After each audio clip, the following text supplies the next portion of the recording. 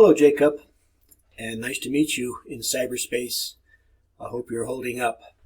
This will be some Milestone 1 video feedback for you, and I encourage you to call me, throughout the week. I'm home, finally, and will be for who knows how long. So don't hesitate to reach out, either text or phone call.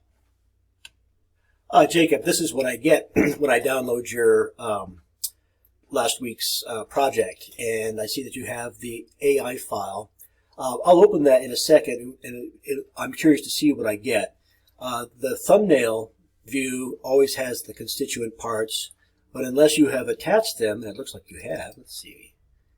Yeah, there they are. Okay, so great job. You understand that you have to, that Illustrator only links to photos. And if the photos are not present in, as you have here, another folder, it will not show up. So good going on that.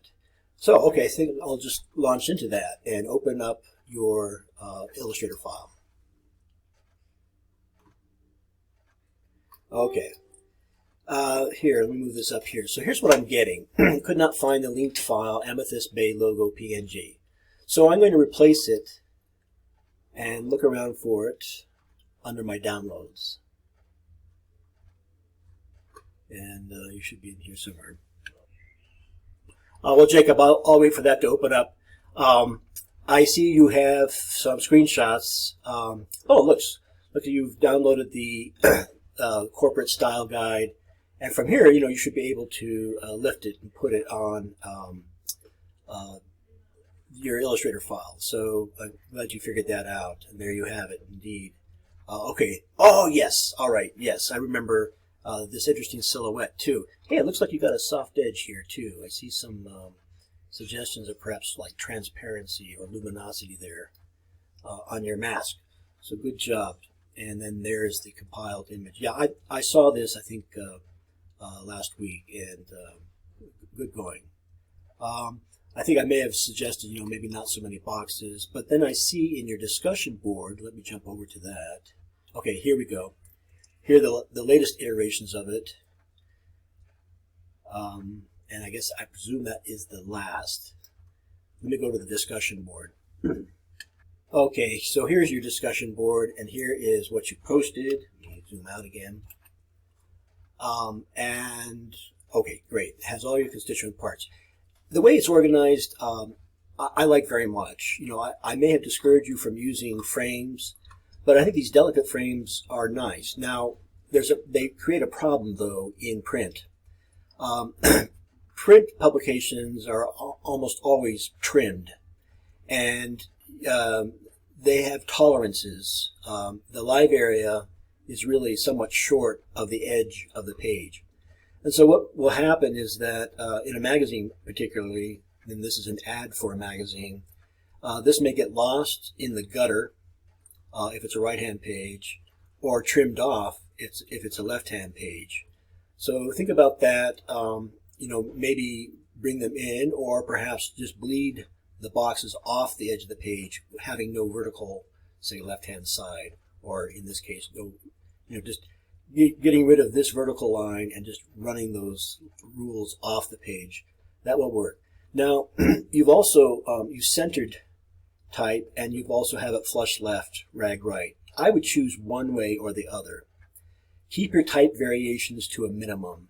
I see an outline font here, all caps, and this, avoid outlining type. This would stand out equally as well, I believe, without that black outline. And keep it to one size. Remember flaming in the old days of text messaging, where, if you used all caps, it was kind of like shouting at somebody. Well, I don't think things have changed, so consider using upper and lower case. And I see that looks like you've used the corporate typeface Arial. Nice job.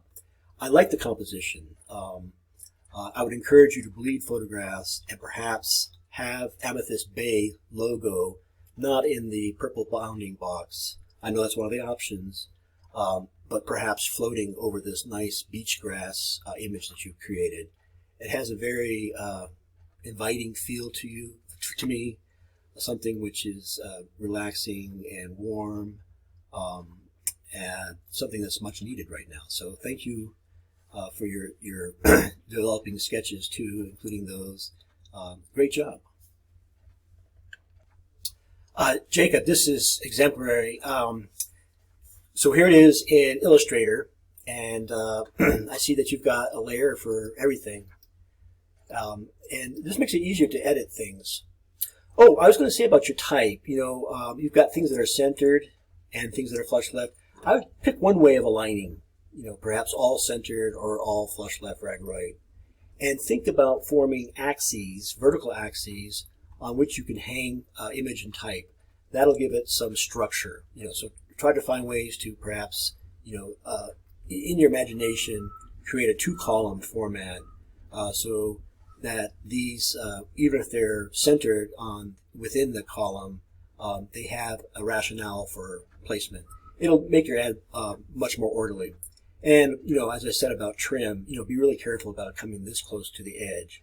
I would leave, at least a 1/4 inch tolerance, or pica at least. Jacob, I particularly appreciate that you followed the rubric prompt and you listed the principles of design that you had used, which include line, color, space, shape, so forth. Think of your page as perhaps a poster. You want to create a general movement in it, and maybe group things. It's called gestalt, so that they form sort of a larger impression, and not to get caught up in details, immediately. So, which is not any reflection on yours. I'm just saying this in general. Great job. I look forward to seeing how you refine it.